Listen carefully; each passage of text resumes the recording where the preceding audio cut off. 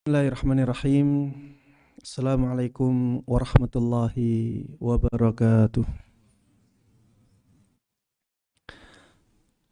Alhamdulillahi rabbil alamin.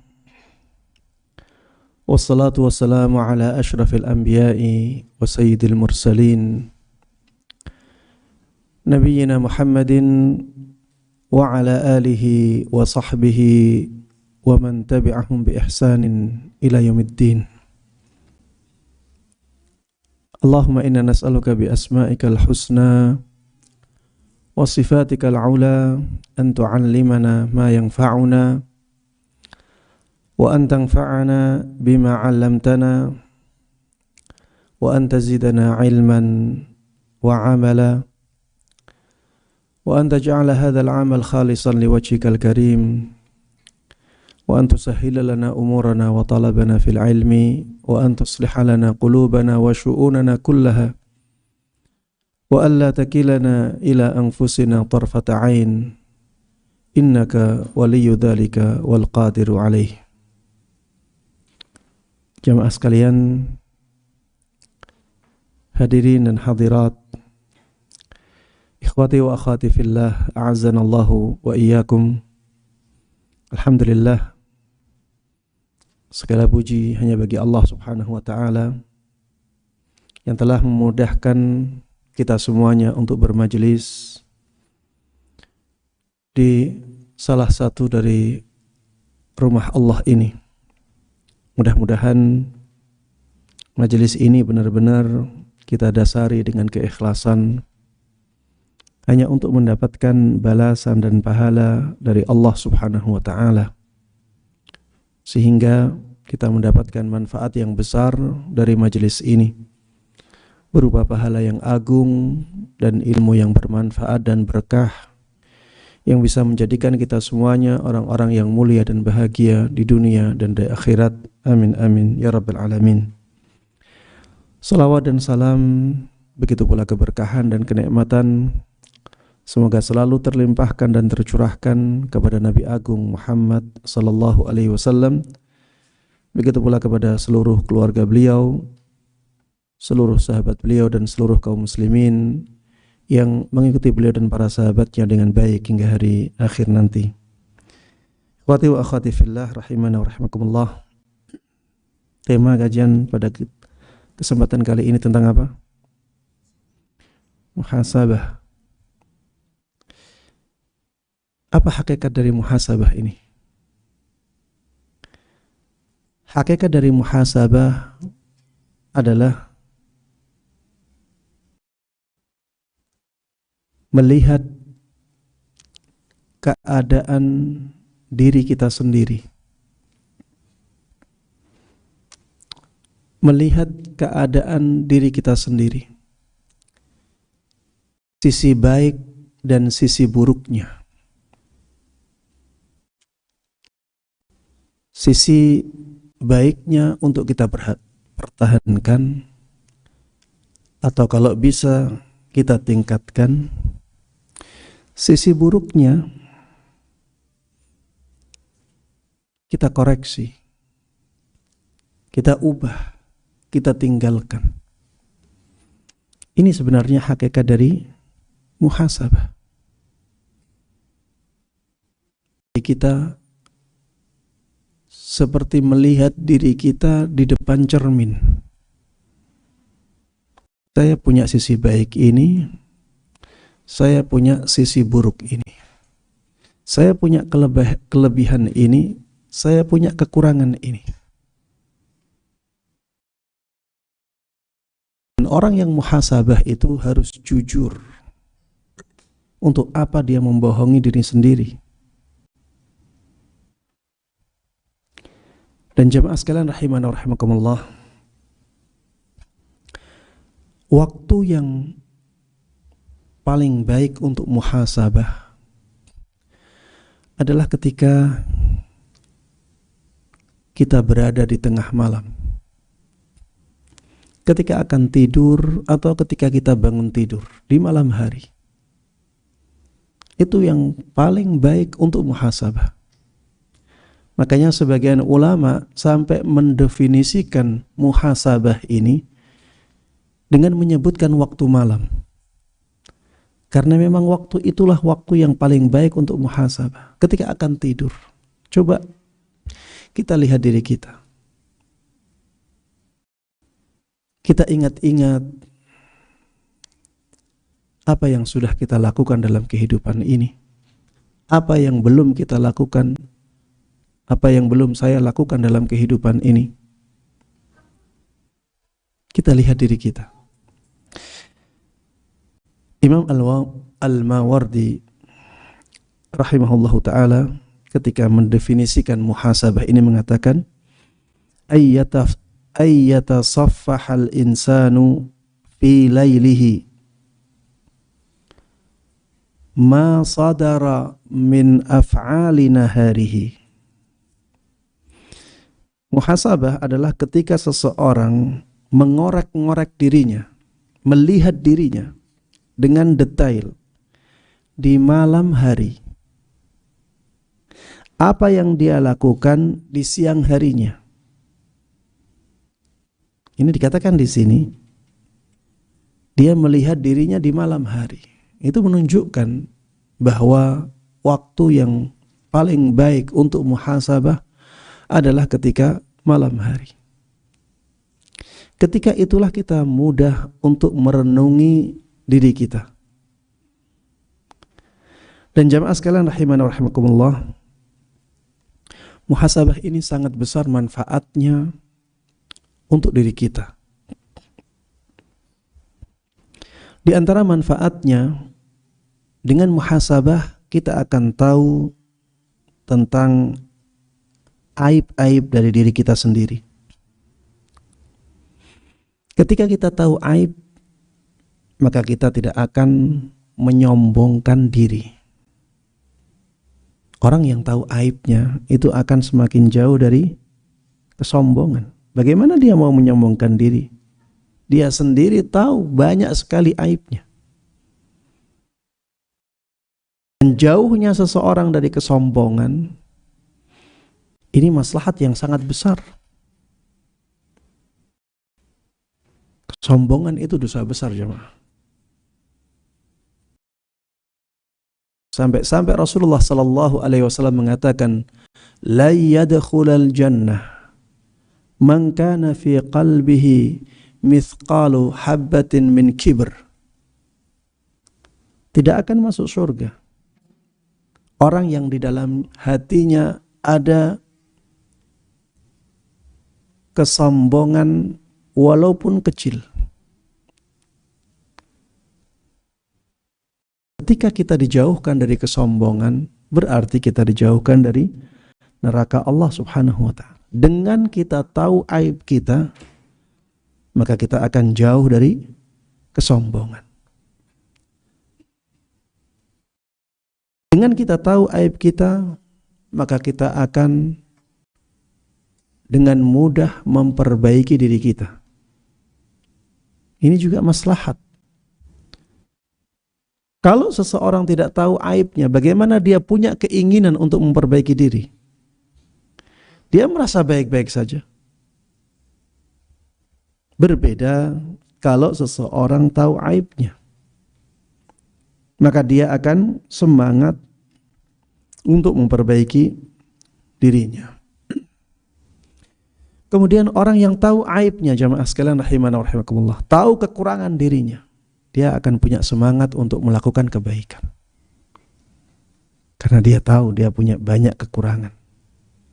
Untuk menutup kekurangan tersebut, maka dia harus banyak melakukan kebaikan. Taib. Muhasabah, dengannya kita akan mengetahui nikmat Allah yang sangat banyak kita nikmati, sangat banyak kita rasakan, sangat banyak Allah berikan kepada kita.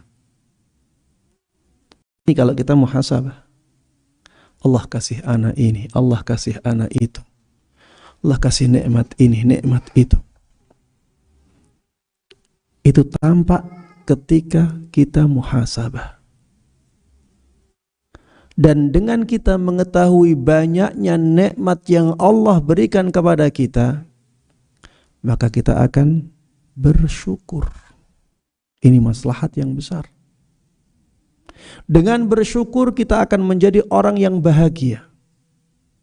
Karena kita tahu Allah banyak ngasih kenikmatan kepada kita. Yang tadinya tidak terlihat tanpa muhasabah menjadi terlihat. Sehingga kita menjadi semakin bahagia. Ternyata banyak sekali kelebihan-kelebihan yang Allah berikan kepadaku. Dan dengan sadarnya kita bahwa itu semuanya adalah nikmat dari Allah Subhanahu wa taala, kita menjadi takut untuk menggunakannya untuk keburukan. Kenapa? Karena kalau kita gunakan untuk keburukan, nikmat tersebut akan hilang. Wala in kafartum inna adzabi lasyadid. Bukan hanya hilang, nikmat tersebut akan menjadi bumerang bagi kita. Akan menjadi sebab siksanya Allah Subhanahu wa taala. Na'udzubillahi min dzalik. Makanya jemaah sekalian rahimana rahimakumullah, sering-seringlah untuk muhasabah diri. Sering-seringlah untuk melihat diri sendiri. Sering-seringlah untuk memeriksa diri sendiri. Sering-seringlah berkaca. Agar kita tahu di mana kekurangan-kekurangan kita, sehingga kita bisa koreksi, kita bisa perbaiki, dan di mana kelebihan-kelebihan kita, sehingga kita bisa pertahankan atau kita tingkatkan. Ini maslahat yang sangat besar. Makanya muhasabah ini disyariatkan di dalam Islam, karena maslahatnya yang sangat besar. Islam itu jamaah sekalian rahimana rahimakumullah punya satu dasar yang sangat inti di semua syariat Islam. Kata Al-Izz ibn Abdissalam rahimahullahu ta'ala, ulama besar dalam mazhab Syafi'i, dijuluki sebagai Sultanul Aulia, rajanya Sultanul Ulama, rajanya para ulama. Ini itu ulama ini dulu sangat disegani oleh raja. Raja segan kepada ulama ini. Makanya beliau dijuluki Sultanul Ulama, rajanya para ulama, karena dia disegani para raja. Al-Izz bin Abdissalam ini mengatakan bahwa semua syariat Islam itu kembali pada satu kaidah, yaitu jalbul masalih wa dar'ul mafasid. Semua syariat Islam ini tujuannya untuk mendatangkan maslahat untuk manusia. Bahkan bukan hanya untuk manusia, untuk makhluk Allah Subhanahu wa ta'ala. Dan menolak mafsadah dari mereka. Semua syariat Islam, apapun itu, kembalinya ke sini. Bahwa itu untuk kemaslahatan manusia atau makhluk Allah Subhanahu wa ta'ala. Bahkan beliau mengatakan dua sisi ini sebenarnya kembali ke satu sisi, yaitu mendatangkan maslahat. Karena menolak mafsadat itu sebenarnya bagian dari maslahat. Sehingga seluruh syariat Islam itu kembalinya kepada satu kaidah ini, yaitu mendatangkan maslahat. Makanya semua yang maslahatnya lebih besar atau maslahat murni itu pasti disyariatkan. Dan muhasabah ini maslahatnya sangat besar bagi kita, makanya disyariatkan. Dan dalil disyariatkannya muhasabah ini banyak. Di antaranya firman Allah Subhanahu wa ta'ala, ya ayyuhalladzina amanu Ittaqullah wal tanzur nafsum ma qaddamat lighad. Wahai orang-orang yang beriman, yang punya sifat iman harus merasa terpanggil dengan panggilan ini. Kita punya tidak sifat iman? Kalau kita merasa punya sifat iman, kita harusnya merasa terpanggil dengan panggilan Allah ini. Wahai orang-orang yang beriman, ittaqullah, bertakwalah kalian kepada Allah Subhanahu wa ta'ala. Wal tanzur nafsum ma qaddamat lighad. Dan lihatlah diri masing-masing apa yang sudah dia persiapkan untuk hari esoknya. Kita diperintahkan oleh Allah untuk melihat diri masing-masing. Apa yang sudah kita persiapkan untuk akhirat kita. Apa yang sudah kita persiapkan untuk akhirat kita.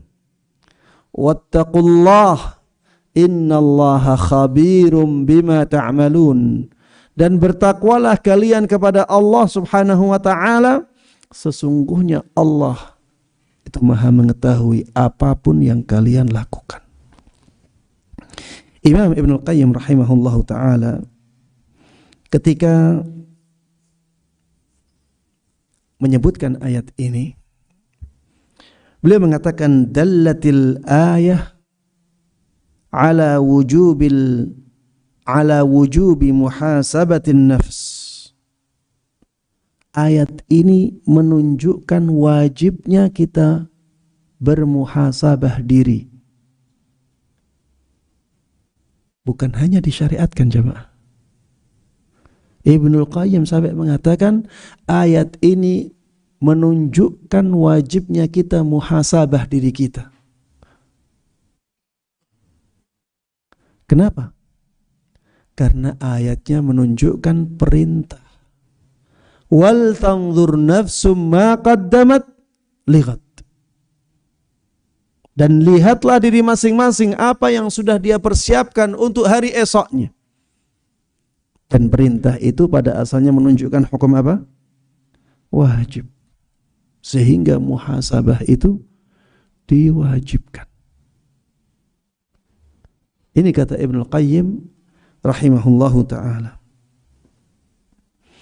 Di antara dalil yang menunjukkan disyariatkannya muhasabah adalah hadis Nabi Muhammad sallallahu alaihi wasallam, al-kayyisu man dana nafsah wa amila lima ba'dal maut. Orang yang cerdas adalah orang yang bermuhasabah. Orang yang melakukan muhasabah pada dirinya. Wa amila lima ba'dal maut, dan dia beramal untuk kehidupan setelah kematiannya. Ini orang yang cerdas. Ini kata Rasulullah sallallahu alaihi wasallam. Kalau ingin dikatakan atau ingin mendapat predikat cerdas dari Rasulullah sallallahu alaihi wasallam, lakukan ini. Orang yang cerdas adalah orang yang melakukan muhasabah terhadap dirinya. Dia ngoreksi dirinya sendiri. Dia melihat dirinya sendiri dengan jujur. Kemudian dia melakukan amalan-amalan untuk kehidupan setelah kematiannya. Wal ajizu man atba'a nafsahu hawaha wa tamanna 'ala Allah. Sedangkan orang yang lemah, orang yang kasihan, orang yang bodoh adalah orang yang mengikuti hawa nafsunya, kemudian dia mengharapkan dari Allah Subhanahu wa ta'ala harapan-harapan yang tinggi. Sebagaimana ya disebutkan oleh orang-orang fasik, ya, mereka mengatakan ketika muda foya-foya, ketika tua kaya raya, ketika mati masuk surga. Mudanya foya-foya, tuanya kaya raya, matinya masuk surga. Ini orang yang mengikuti hawa nafsunya dan berharap kepada Allah Subhanahu wa ta'ala harapan-harapan yang tinggi. Ini orang yang lemah, ini orang yang kasihan, ini orang yang bodoh. Jemaah sekalian rahimana rahimakumullah. Sesuatu yang istimewa itu tidak mungkin bisa didapatkan dengan mudah. Tidak mungkin. Kalau kita ingin keistimewaan, kemuliaan di akhirat, ya kita harus berjuang. Kalau kemuliaan akhirat itu bisa didapatkan oleh siapapun, ya bukan jadi keistimewaan namanya. Rasulullah sallallahu alaihi wasallam adalah orang yang paling dicintai oleh Allah Subhanahu wa ta'ala. Orang yang paling dekat dengan Allah Subhanahu wa ta'ala. Apakah ketika di dunia beliau santai-santai, foya-foya? Tidak, jemaah. Beliau berjuang. Kalau kita melihat perjuangan Rasulullah sallallahu alaihi wasallam untuk dakwah ini, subhanallah. Beliau asalnya sendirian, jemaah, sendirian. Kemudian dakwahnya diterima oleh banyak orang, kemudian dimusuhi dengan permusuhan yang luar biasa. Kalau lihat ya, dakwah beliau ketika di Makkah, subhanallah, sangat luar biasa. Perjuangan beliau dan para sahabat beliau di Makkah. Makanya sampai Al-Quran mengatakan, ya, la yastawil qa'iduna minal mu'minina ghairu ulid darari wal mujahidina fi sabilillahi bi amwalihim wa anfusihim.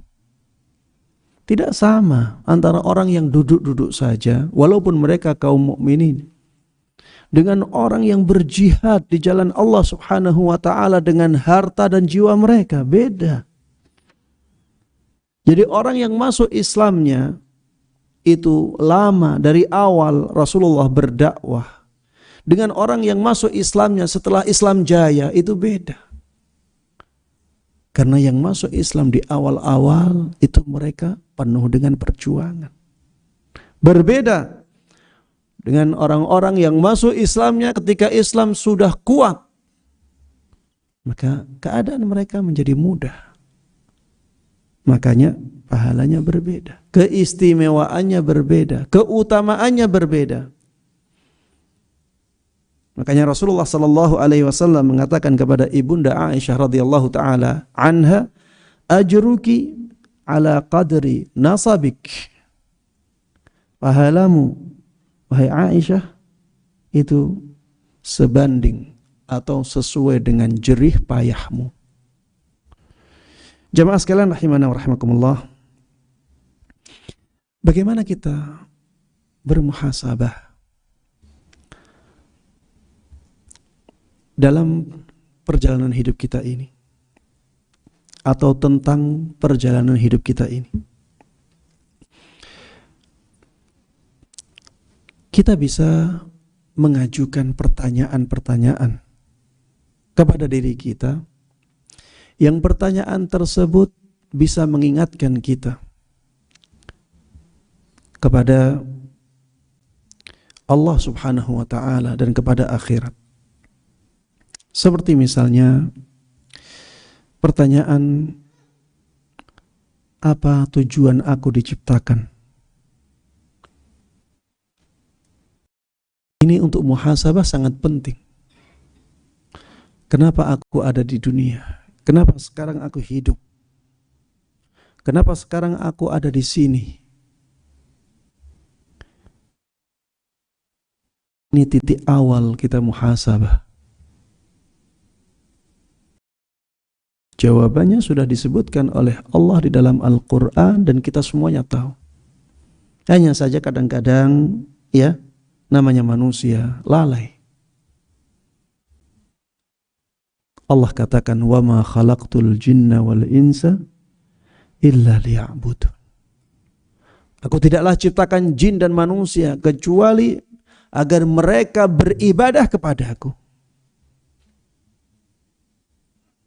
Kita ada di sini saat ini, tujuan utamanya adalah untuk beribadah kepada Allah. Apakah kita sudah wujudkan tujuan utama kita ada di dunia?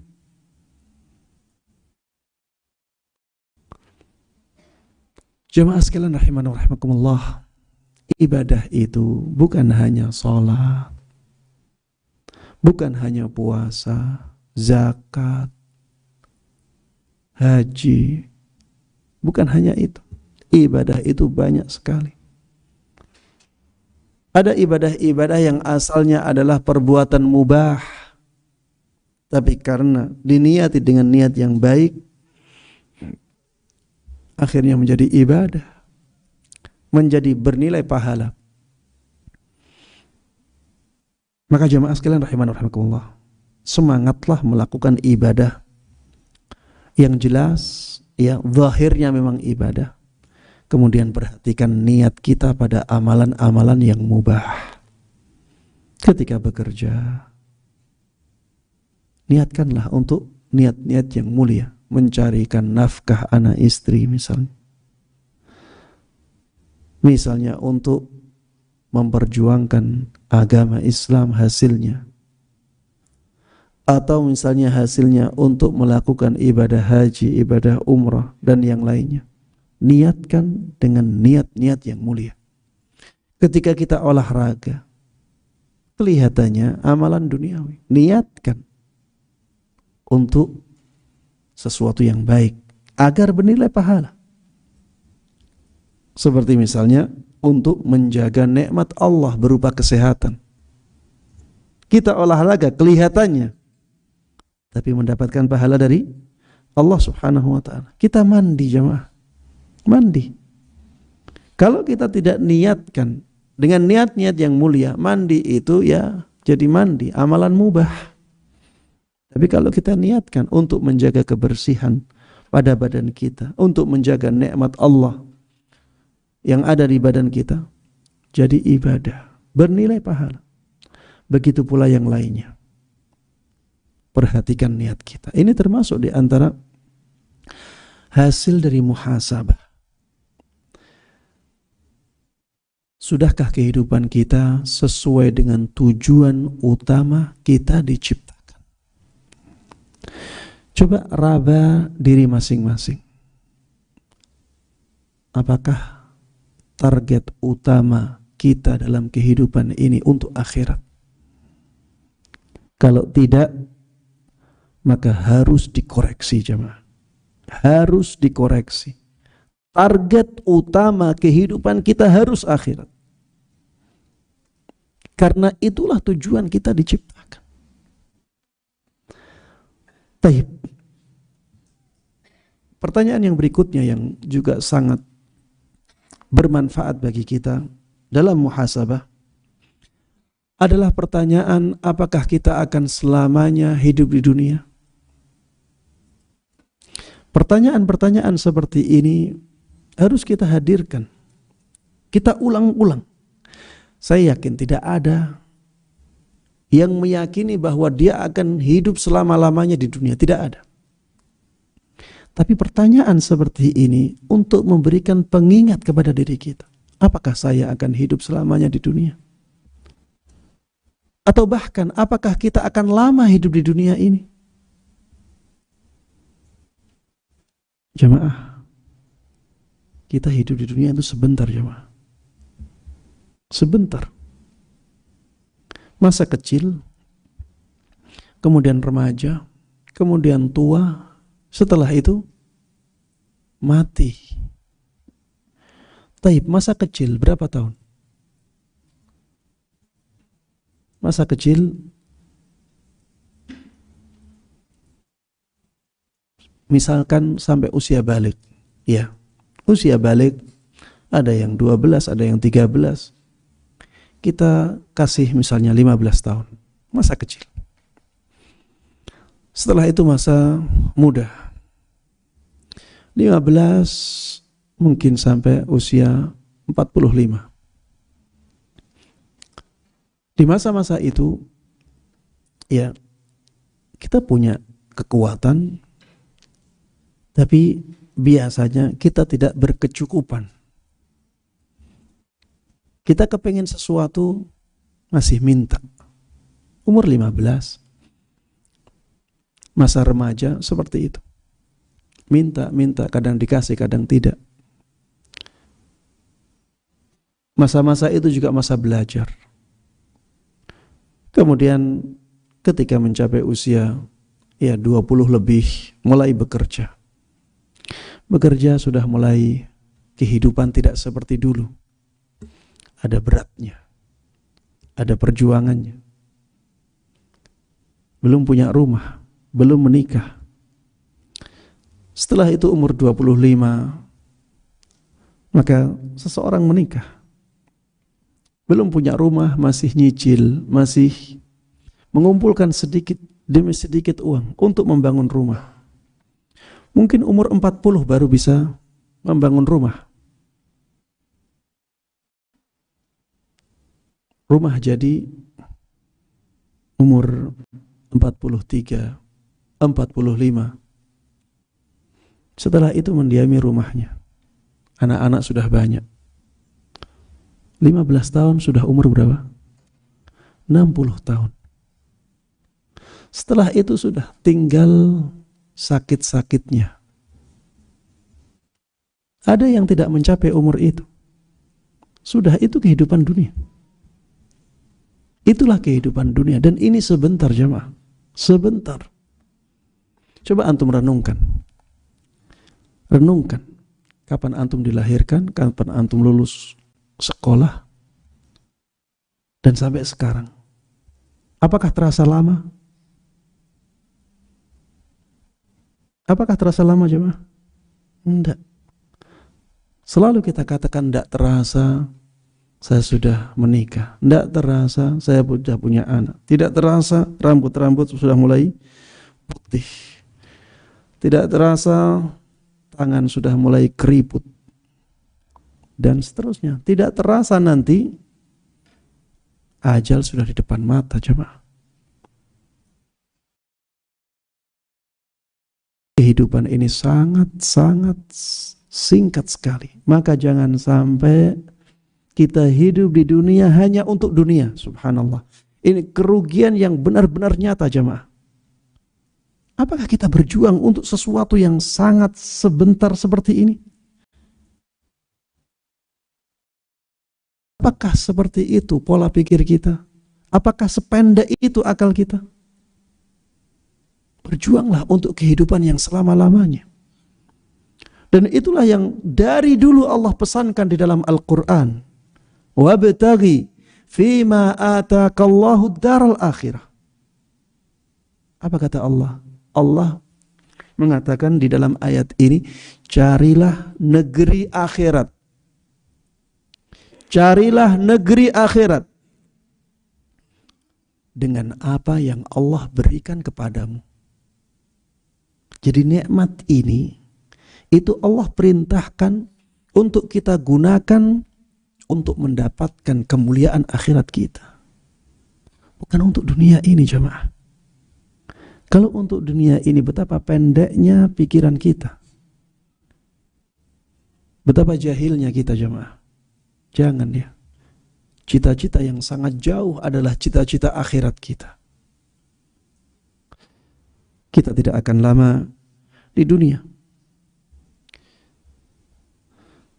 Kebanyakan orang umurnya 60 sampai 70 tahun sebagaimana disabdakan oleh Nabi kita Muhammad sallallahu alaihi wasallam. Setelah itu sudah hilang.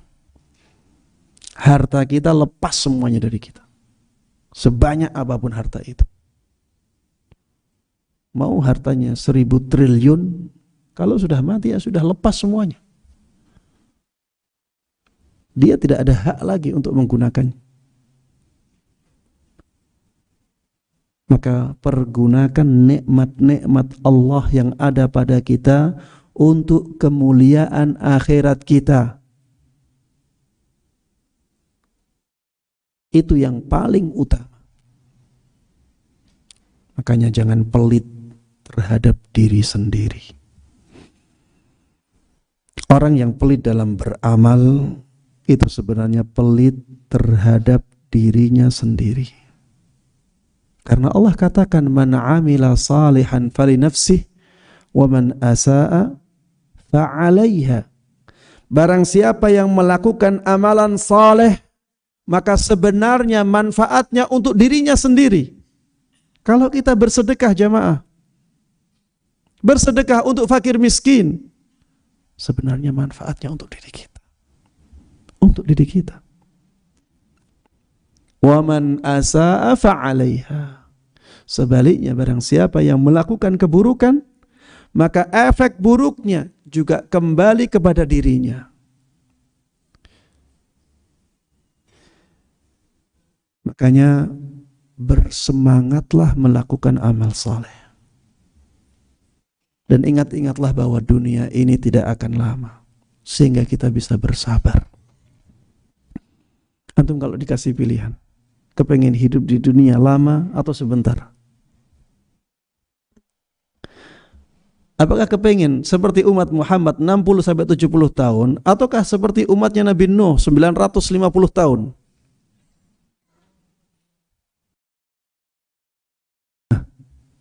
Antum bingung jawabnya. Kalau kita bisa mengisi kehidupan ini dengan sangat baik, maka 60 tahun lebih kita harapkan. Ini luar biasanya umat Muhammad SAW. Dengan 60 tahun perjuangan bisa mengalahkan perjuangan umatnya Nabi Nuh 950 tahun, bahkan bisa lebih. Ini umat Muhammad SAW. Maka umur yang pendek itu sebenarnya harusnya kita syukuri.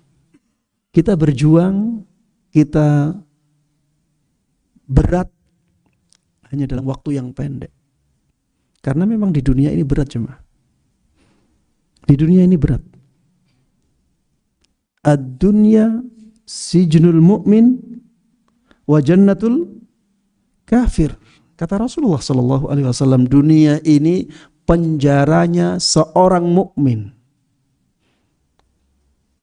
Dan dia menjadi surganya orang kafir. Makanya jangan iri kepada orang kafir. Jangan iri kepada orang kafir. Biarkan mereka sukses dalam kehidupan dunianya. Dunia itu sedikit jemaah. Tidak ada apa-apanya.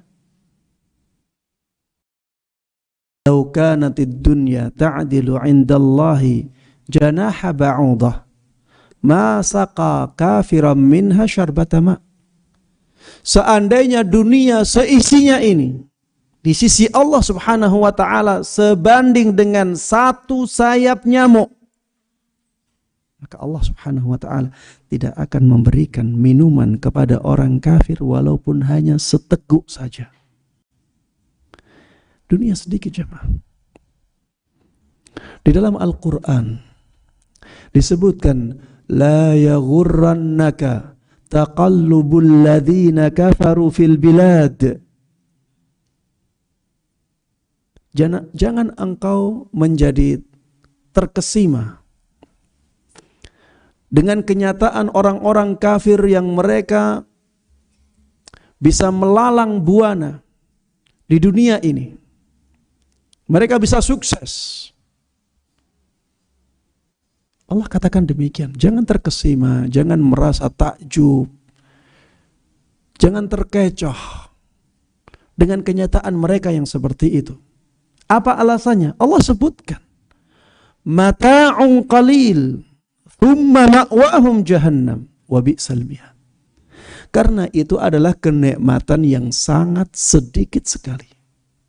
Mata' dalam bahasa Arab itu bekal orang yang melakukan perjalanan jauh. Apakah orang yang melakukan perjalanan jauh akan membawa bekal yang banyak jemaah? Sebanyak apapun harta dia akan lebih banyak yang ditinggalkan.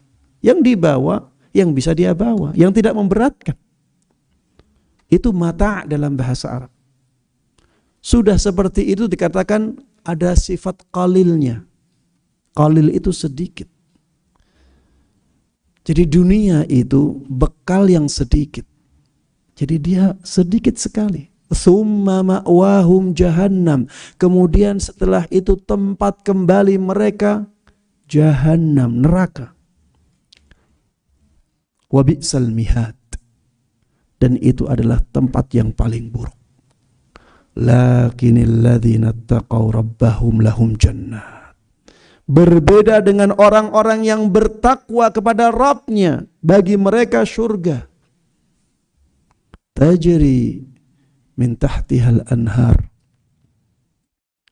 Mengalir di bawah mereka, di bawah surga tersebut, sungai-sungai. Ya intinya, kita harus ingat terus bahwa kita di dunia tidak akan lama. Harusnya kita memikirkan setelah kehidupan dunia ini. Kita persiapkan itu dengan sebaik-baiknya. Jamaah sekalian rahimana rahimakumullah. Kalau kita tahu bahwa kehidupan di dunia ini hanyalah sementara, dan kita tahu bahwa setelah kehidupan dunia ini ada kehidupan akhirat, dimulai dengan alam barzakh, kemudian padang mahsyar, kemudian ada sirat, kemudian ada qantarah, ya. Ada yang setelah sirat neraka, ada yang setelah sirat qantarah dan surga. Maka jamaah sekalian rahimana rahimakumullah, harusnya kita benar-benar memperjuangkan diri kita untuk mendapatkan keselamatan di akhirat. Ada pertanyaan yang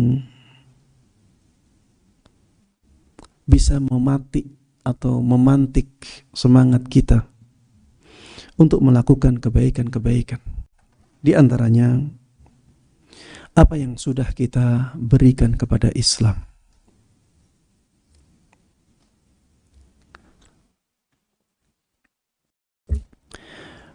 Coba jamaah,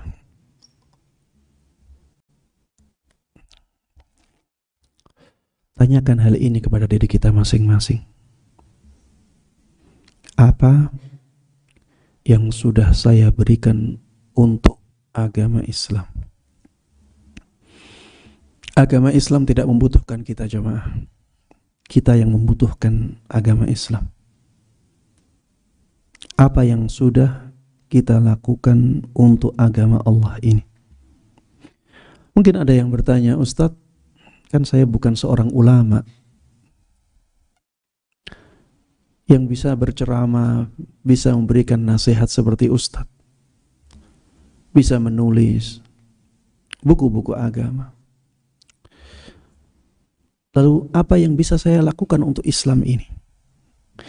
Jamaah sekalian rahimana rahimakumullah, kita harus sadar bahwa agama Islam ini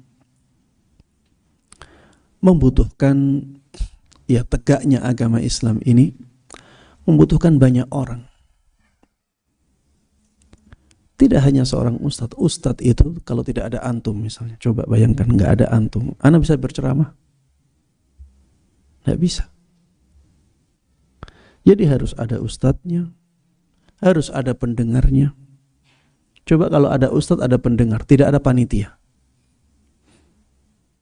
apakah bisa terjadi kegiatan dakwah seperti ini? Juga sulit untuk terjadi. Kalau tidak ada yang menyokong dana, akan sulit juga. Jadi jamaah sekalian rahimana wa rahimakumullah, pertanyaan apa yang sudah kita berikan kepada Islam ini bisa diajukan kepada siapa saja, walaupun bukan ustaz, karena dia bisa memperjuangkan agama Islam dengan nikmat yang Allah berikan kepada dia, dan pasti Allah memberikan nikmat kepada dia. Kalau misalnya yang kita punyai tenaga, maka gunakan tenaga itu untuk memperjuangkan Islam. Yang kita punyai waktu, maka gunakan waktu tersebut untuk memperjuangkan agama Islam. Yang kita punya harta, gunakan harta tersebut untuk memperjuangkan Islam. Yang kita punya ilmu, gunakan untuk memperjuangkan Islam.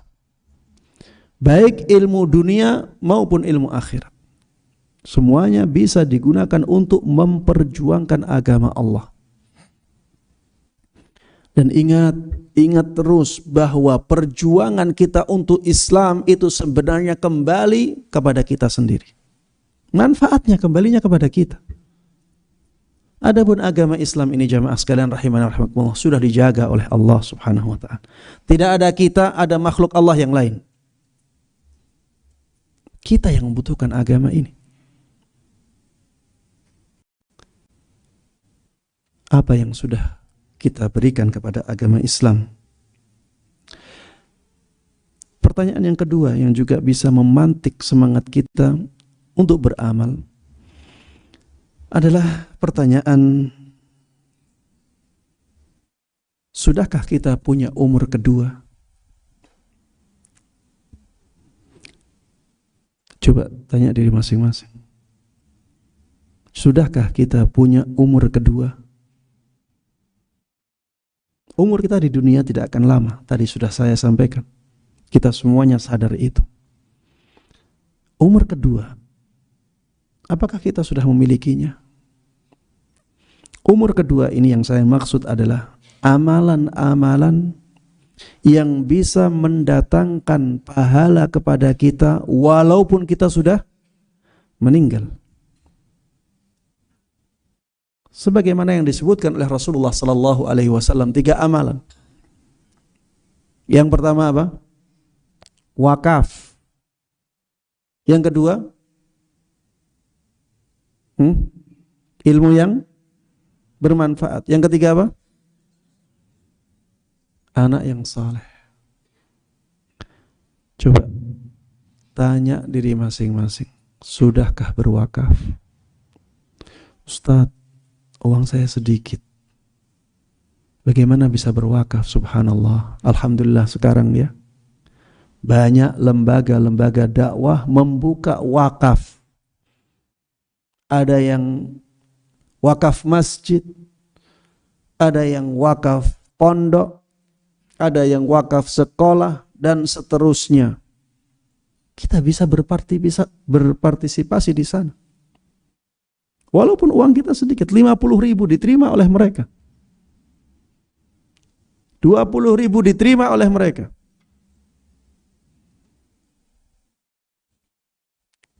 Sudahkah kita melakukan itu? Yang nantinya akan menjadi umur kedua kita. Ini perlu dipertimbangkan jamaah sekalian rahimani wa rahimakumullah. Perlu dipikirkan. Kalau bisa wakaf sendiri, alhamdulillah, masya Allah, itu kebaikan yang sangat besar. Tapi kalau tidak bisa, di sana ada wakaf bersama.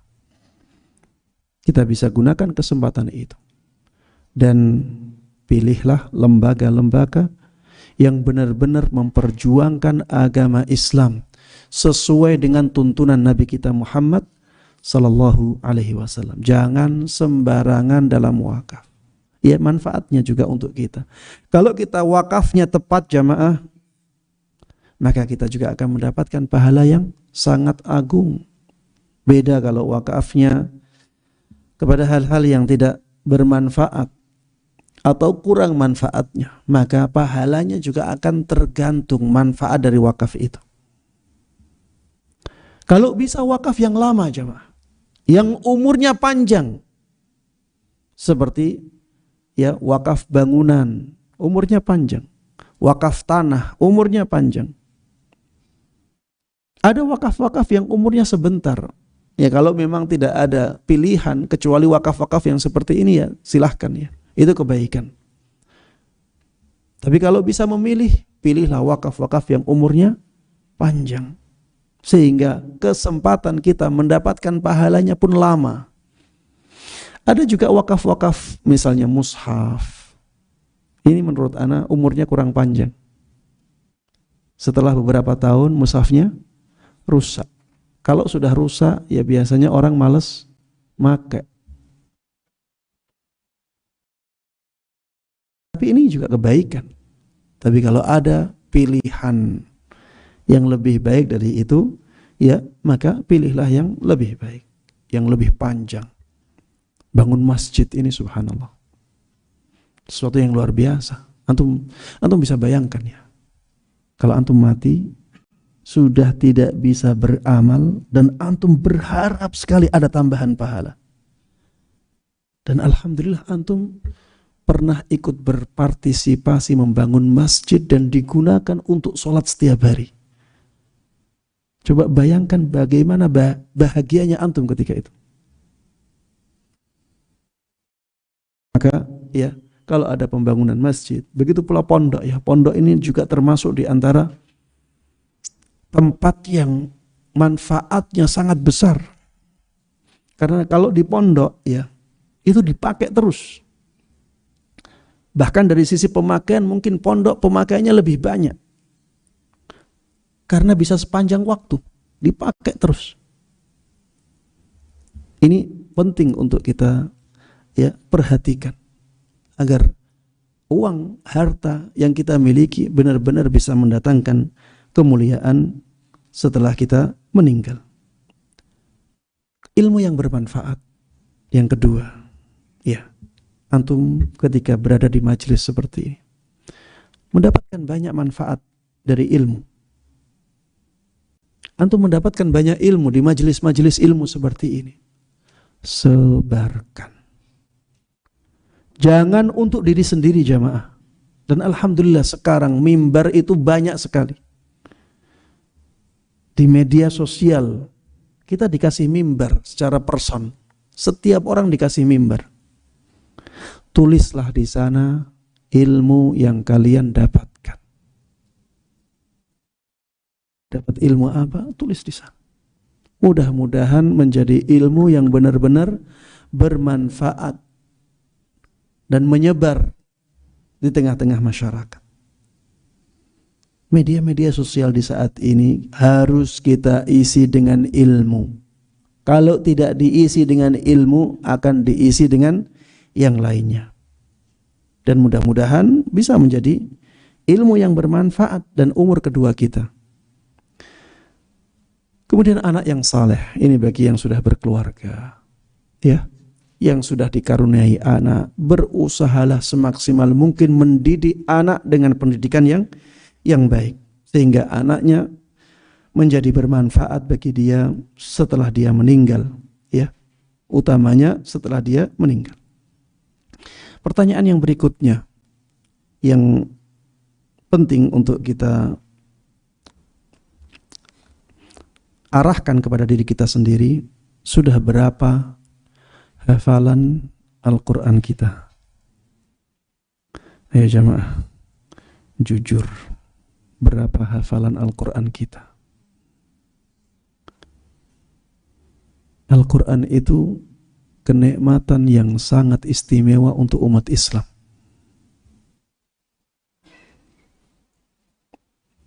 Dan Al-Quran termasuk kitabullah yang Allah mudahkan kita untuk menghafalnya.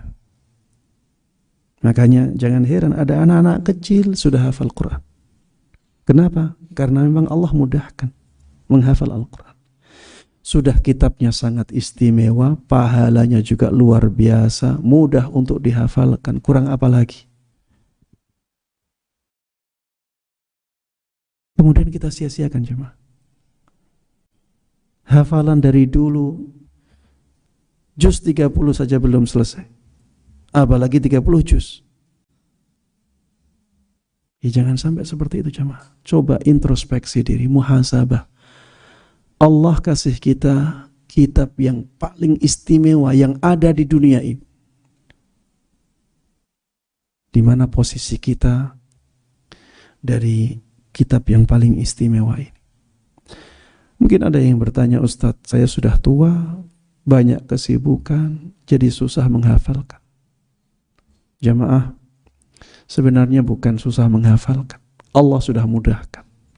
Sebenarnya adalah apakah kita punya keinginan kuat ataukah tidak. Kalau kita tidak punya keinginan kuat, ya apapun bisa kita jadikan alasan, jemaah. Apapun. Coba antum bayangkan ya, Imam Syafi'i. Beliau berkeluarga. Beliau berdakwah, beliau menulis. Beliau beribadah seperti kita. Bahkan ibadah beliau lebih giat daripada kita. Antum tahu, setiap hari itu Imam Syafi'i membaca Al-Quran sampai khatam, jemaah. Setiap hari. Setiap hari khatam Al-Quran.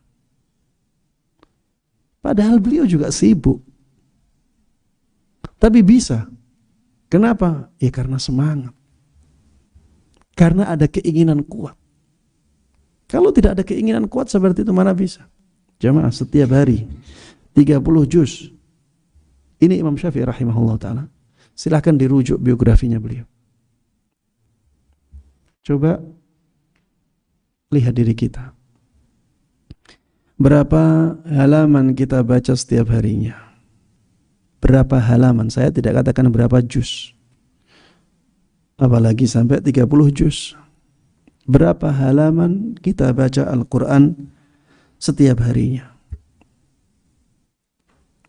Kemudian pertanyaan yang berikutnya yang berkaitan dengan cara kita menyemangati diri kita adalah, sudahkah kita punya amalan tersembunyi? Sudahkah kita punya amalan yang kita sembunyikan, yang tidak dilihat oleh orang? Ataukah semua amalan kita dilihat oleh orang, malah ketika sembunyi kita melakukan keburukan? Kalau kita belum punya, maka berusahalah untuk mempunyai amalan itu. Amalan yang kita sembunyikan, tidak ada yang tahu kecuali Allah subhanahu wa ta'ala. Ini sangat penting, jemaah. Amalan yang disembunyikan tersebut bisa jadi nanti yang paling besar manfaatnya untuk kita di akhirat. Karena paling tinggi keikhlasannya. Ya, sholat malam itu termasuk amalan yang tersembunyi, tidak dilihat oleh orang. Tapi yang sudah tersembunyi ini jangan malah ditampak-tampakkan ya. Apalagi di zaman ini, zaman media sosial ini berat memang. Cobaan untuk ria di zaman media sosial ini berat. Sudah amalannya tersembunyi malah ditampak-tampakkan. Betapa nikmatnya bermunajat kepada Allah di waktu sahur. Subhanallah. Ada yang membuat status seperti itu. Ya jangan sampai yang sudah tersembunyi malah ditampak-tampakkan. Sudah, biarkan tersembunyi, itu nikmat Allah. Kita bisa menyembunyikan amal, itu nikmat Allah. Biarkan dia tersembunyi sehingga pahalanya semakin besar di sisi Allah subhanahu wa ta'ala. Taib jamaah sekalian rahimana rahimakumullah, ini hanya contoh-contoh kecil ya, pertanyaan-pertanyaan yang bisa menggugah kita untuk melakukan kebaikan di sisa-sisa umur kita. Ya bisa diimprovisasikan, bisa dikembangkan dengan pertanyaan-pertanyaan yang lain, namun karena waktu, ya mudah-mudahan yang sudah kita sebutkan cukup bagi kita. Kalau ingin menambah, maka silahkan dikembangkan. Mudah-mudahan apa yang kita bahas bersama pada kesempatan kali ini bermanfaat untuk kita semuanya. Mudah-mudahan Allah berkahi ilmu kita, dan mudah-mudahan Allah subhanahu wa ta'ala memberikan taufiknya kepada kita semuanya untuk bisa mengamalkan dan menyebarkan ilmu yang sampai kepada kita dengan baik dan mudah. Amin amin ya rabbal alamin. Sallallahu wasallama wa baraka ala nabiyyina Muhammadin wa ala alihi wa sahbihi wa man tabi'ahum bi ihsanin ila yaumiddin. Walhamdulillahi rabbil alamin. Alhamdulillahi rabbil alamin. Jazakallah khairan atas ilmu yang Ustaz paparkan hari ini. Semoga kita dapat mengamalkan di kehidupan kita sehari-hari. Untuk maklumat, insyaallah nanti ba'da maghrib akan ada kajian kembali bersama Ustadz Rizal Yuliar Putrananda LC Hafizallah Ta'ala. Bagi jamaah yang memiliki waktu luang bisa kembali hadir di Musola Hati Nasembari sini. Demikian, kurang lebihnya mohon maaf. Assalamualaikum warahmatullahi wabarakatuh.